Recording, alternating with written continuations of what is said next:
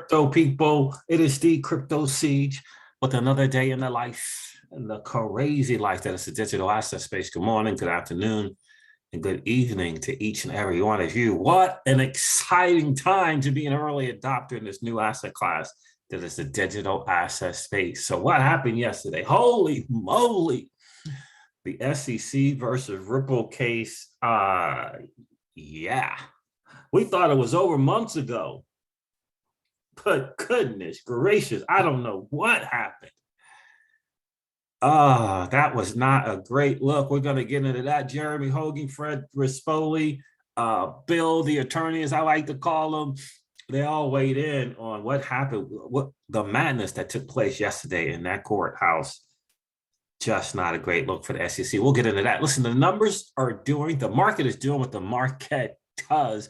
We will go over the freaking numbers, and we're going to hear from Jeremy Hogan and his wife, Thin Boo, as well on this madness. And actually, Jeremy's going to lend some credence to what we said a couple of days ago about this crypto bill. I can't wait to share that with you guys. So listen, this is your XRP Ripple daily news in around 0 to 10 minutes. Let's do it now. So the total cryptocurrency market cap is at 1.3 trillion. That's down from 3 trillion. The Bitcoin dominance is at 44.6%. Yeah, that's just not a great number. Just not a great number. Total cryptocurrency market cap is down from 3 trillion to 1.3 trillion. Bitcoin is at $30,438. Again, Ethereum is at $1,806. Again, XRP is at 39.9 cents. Again, ladies and gentlemen, the market is doing what the freaking market does. I don't even know what to begin to say. Gala gains and Galaverse is taking place. Massive. And the freaking that's a massive event they got going over there. Shout out to Gala. I think that's a long-term hold. What do you think? I think even getting it at its current price is still great. Not financial advice, but goodness gracious, Gala Games is all over the place. It's all over the place. Oh man, it is just some freaking thing going on right now. All over the place. Gala Games is just doing it. I just got to tell you.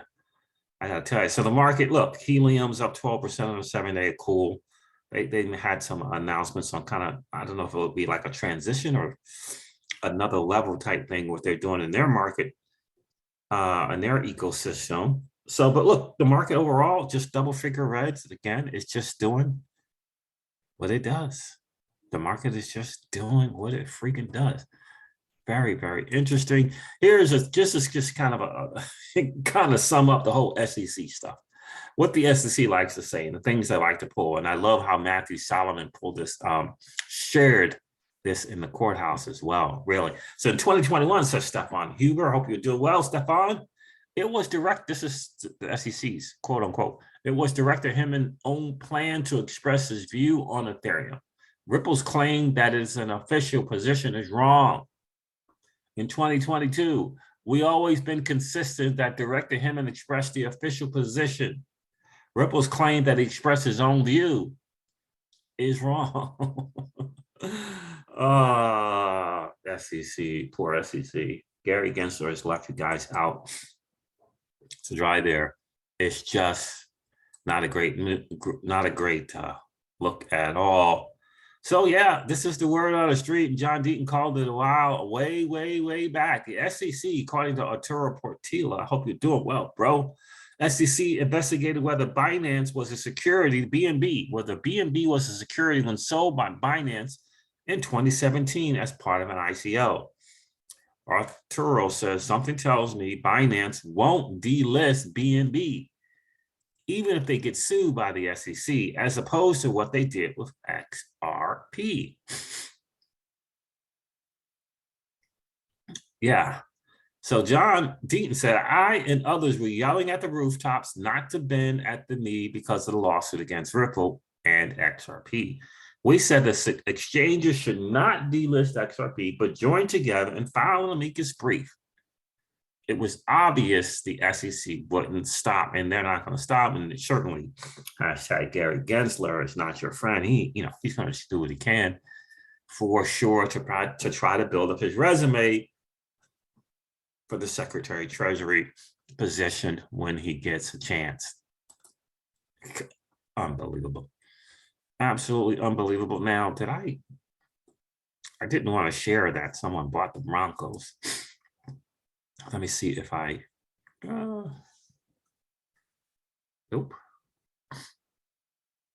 Nope, that's not what I wanted to share. Nope. So here's some people weighing in on what happened in the court, and then we're going to get to Jeremy Hogan at the end. Linda P. Jones says, I hope you're doing well, Linda. I think Ripple proved the case it was not attorney-client privilege. They certainly did. The timing is important and has to line up with other things happening with XRP. So be patient to get this. John Deaton is doing Q&A tonight. I did tune into that. Let's tune in to listen. I did. Bill, the attorney, as I like to say, well, the hearing is over and the SEC's oral submissions seem as weak as their letter and reply letter, and Attorney Solomon correctly drew attention to the lack of record evidence showing that the dominant purpose of the speech documents was to seek and obtain legal advice. There are some things the SEC attorney said that are useful for Ripple's fair notice defense, which I will comment on if I have a chance to review the transcript. One thing listeners will have noticed is that there was no argument on the law. It's about the evidence, and the SEC should lose this battle on the record evidence available to the judge. No sure things in litigation, right? So no sure things in litigation, but I would be surprised, bordering on shocked, if the SEC wins, and we should be hearing from them in about 2 weeks. A week to 2 weeks.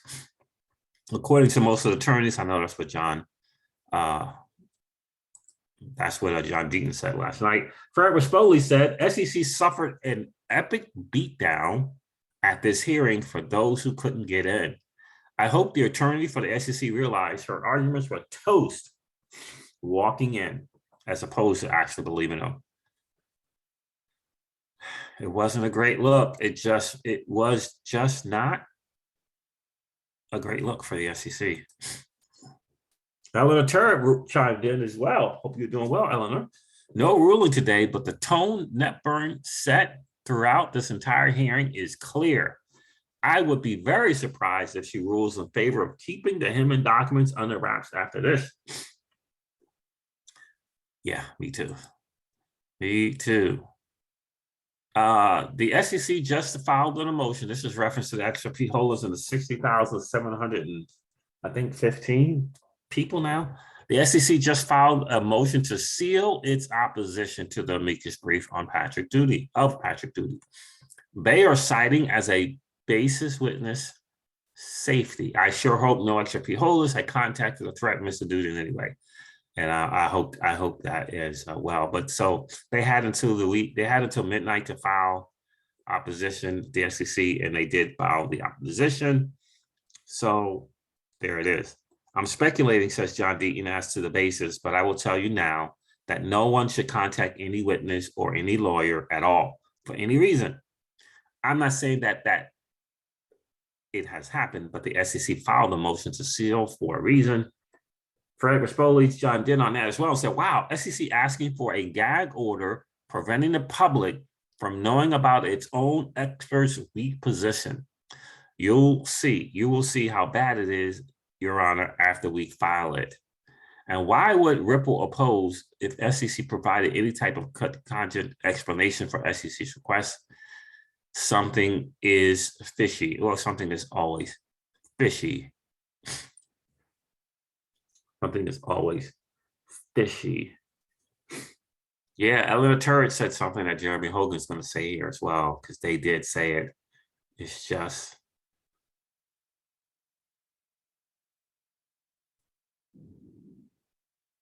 yeah, crypto law caught it as well. So John Deaton and the people there at Crypto Law caught it as well, because the SEC counsel did say this. Hinman was giving advice to the market. Like it's over. Like it's over. Like what in the world were they thinking? What were they thinking? What were they thinking? What were they thinking? Let's hear from Jeremy Hogan and Thin Vu. There's some really, really great stuff here. You're gonna want to check this out. Let me see if I can get this pulled up correctly. Good evening and welcome to Legal Briefs. And what a day it was in the crypto world. We had a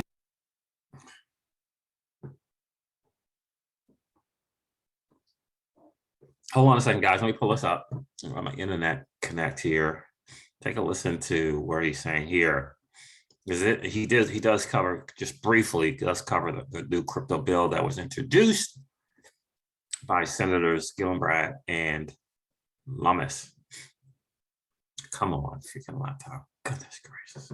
Here's the summary that you need to know. First, the bill is still a draft, but it covers everything from taxation of crypto assets to stablecoins, brokers, and to finally which regulatory body regulates digital assets. It's very comprehensive. The legislation takes a cue from the Hinman speech and makes decentralization a key term in whether a digital asset is regulated by the SEC or by the Commodities Commission. But here's the good news. Even if a digital asset still derives benefit from the efforts of a centralized entity, kind of like the Ethereum Foundation, for example, the reporting requirements are not that horrible and only require relatively minimal disclosures twice a year.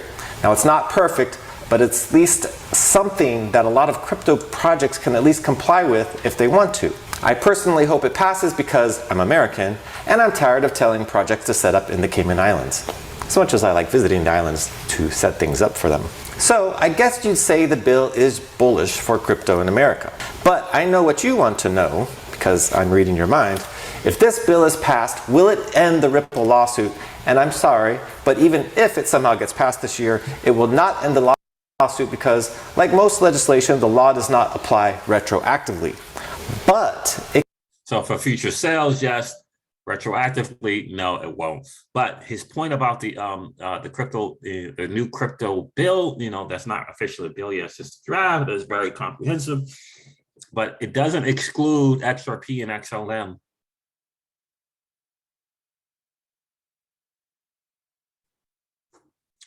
Right? It doesn't. Like, do the video. It doesn't exclude XRP and XLM. Do the video, own up to that, right? So it is very, very comprehensive, and it will also, it's very comprehensive. It lays out who the SEC's jurisdiction, which has been limited, cut off for sure. We knew that was going to happen from the president's working groups. We knew it was going to happen. We knew it was going to happen. It's most of this stuff is going to fall under the CFTC, and that is amazing. So most of the cryptos, especially those with the use case really looking to do a thing, right? Viable projects looking to participate in the marketplace and letting the market decide if they win or lose, and letting the market decide if they win or lose. That's going to be that's going to be handed over to the CFTC. The SEC will get the jurisdiction over the quote unquote bad actors, and it's just not going to. That's going to go down significantly.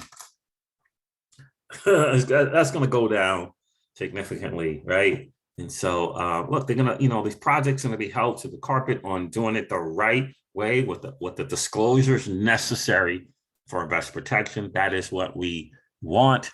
Unfortunately, Gary Gensler chose to go the route of enforcement, regulation by enforcement. That's the way. And trust me, when it comes time for him to be done and move on to his next political position, he's going to use all the stuff that he did to say that he did a good job. You can best believe that. So let's go here. In speech were all legal advice to Hinman, and therefore those are privileged and do not have to be given to Ripple. Now, a month ago, someone much better looking than myself laid out the issues for us as follows. The test for what is covered is simple. Attorney-client privilege covers communications, 1, between you and your lawyer, 2, that are confidential, and 3, which communications constitute legal advice. I used to work for a law firm that represented California cities, and this issue was of course important to us. And working for a government agency can cause confusion about the first part of the test. Who is the client? And that is the first thing that the SEC is going to struggle with in this motion. First off, the SEC has taken no less than 3 positions on whose opinion the speech was. The problem the SEC is going to run into is that the court has already taken a hard position that Mr. Hinman's speech was his personal opinion. Wow, that was hot. Anyways, Tinvu was pretty much spot on with her analysis because the SEC's changing positions on who or what the clients here were is definitely a problem for them. In fact, having listened to Judge Netburn at a couple of hearings now, I was listening intently for who she would first ask a question to. Now with this judge, she normally sets a hearing when she has a specific issue she wants addressed, and her very first question and her second, third, and fourth questions were all directed at the SEC. Right out of the box, she asked the SEC, semi-quote, help me understand what legal advice Hinman received. Now, I've seen some comments that the SEC attorney was poor, and I disagree. She was given a hospital pass. It's not her fault. Now, here's what a hospital pass is if you don't know.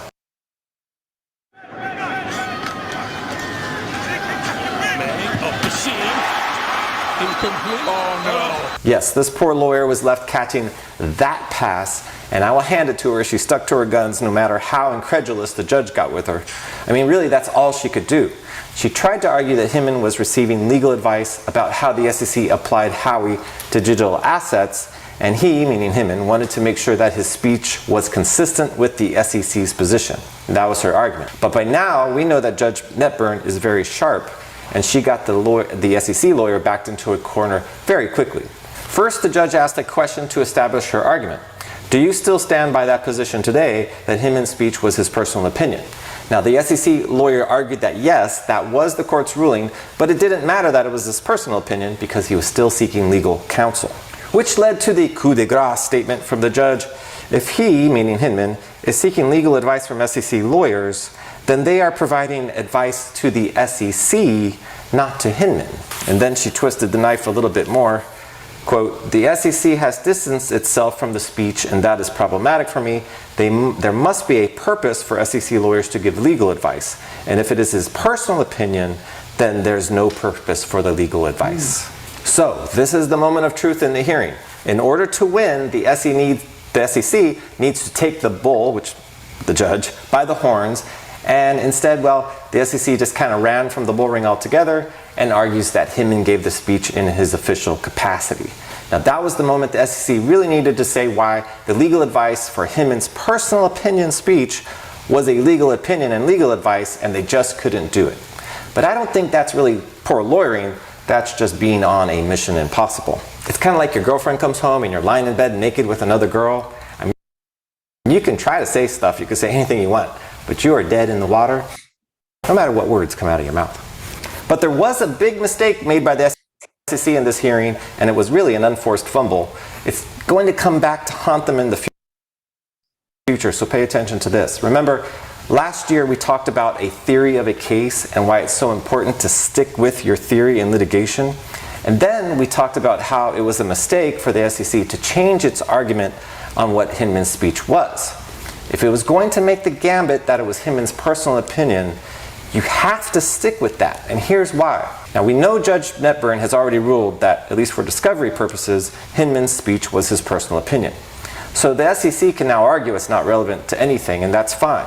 But we know that that hurts the SEC in these discovery motions, so there was a trade-off there. But the SEC attorney was trying really hard today and arguing various positions in order to try to win this motion, which is probably not really possible to even win. And so what did she end up saying? Now first, when the judge was trying to lock the SEC attorney down on what the SEC's position is, the judge asked, is the SEC taking the position now that the speech reflected the Division of Corporate Finance's position? And the SEC attorney said, yes. Now she tried to equivocate a little bit after that, but the first and the direct answer was yes. And even worse, Towards the end of the hearing, when the argument had turned to policy versus legal guidance, the SEC attorney actually said this. Listen to this, quote, "The purpose of the speech was to provide market guidance on how the SEC would treat digital assets." Now, I couldn't believe she said that, and still right now, I doubt that my notes are correct, because this motion was already lost in the first 5 minutes. But those two remarks by the SEC attorney, especially the second one, put the Hinman speech back into play as market guidance and puts it back into relevance. It's like the SEC is having the opposite of having their cake and eating it too. So after today, with the quote that the speech was market guidance, Hinman's speech is back in play potentially as both official guidance as to whether XRP is a security and back in play as to the fair notice defense. And that's how gambits fall apart on you. Yeah, so that is absolutely massive news, because again, the judge, it's all about the evidence presented at this particular trial. And she did say the purpose of that speech was to provide market guidance, and going forward, Ripple and his team of attorneys are going to use that in the fair notice defense as well. Market guidance, and XRP is a security or not a security. The SEC is just flat out in trouble, and most attorneys understand and recognize it. 3 months ago, it might have been a 50-50, but most of the attorneys today will agree for sure that it's really over. Everything else is really just kind of, this thing with Patrick Doody and his expert witness, it's just their formalities. Ripple's going to have their rebuttal to it. Certainly if John Deaton is allowed to say something as far as the amicus brief on our behalf, he's going to debunk into this stuff from Patrick Doody as well. It's just a show right now. We do not expect for the lawyers from Ripple to make the same kind of mistakes going forward that the SEC has. We just don't expect that. So it's pretty much for me, it is pretty much a slam dunk. I don't see a, just going to, going for summary judgment. I don't see it. Look, from the way I see it from the SEC's point of view, I don't believe that they think, if they do think, what the heck, we have nothing to lose type deal. If it wasn't Gary Gensler, I think they would have that. There would be a chance of that. But I do believe that Gary Gensler, he takes a loss seriously. Like that's a blow for him. I really, really do believe that. So why take the L? The only reason I would think to take the L is he's already told his boys at JP Morgan and Goldman Sachs that he'll go down, he'll delay this thing for, what is delaying this thing and keeping Ripple in this kind of purgatory status in the US for as long as possible? What does that mean, right? What does that mean for as long as possible? He could say, well, we did it for as long as possible. We're gonna do the settlement, right? I just don't see that he would agree to go to summary judgment and just roll the dice on it and take the L. That's just me personally. I don't see that, even with his boys at Goldman nudging him in that direction, because I think a settlement still gives him the L, still gives him some way to gain a win from that. If you go to a summary judgment and you just take the L and Ripple wins, no fines, right? You can't say somehow you gotta win out of that, and that's what Gary Gensler wants. This is the biggest case in crypto history. He wants some type of win, and he can maneuver and massage a settlement into a win for him in the SEC. The biggest fine in history, or who knows, right? Them agreeing to register. I don't know. He'll twist that settlement into a win for him and the SEC. And I just don't see him taking it out. So that's kind of my 2 cents in the whole thing. So guys, listen, that has been your XRP Ripple Daily News in around 0 to 10 minutes. I am going to end this video like I do all of my videos and remind you guys of this. Old money doesn't want you to win. They don't want us to win.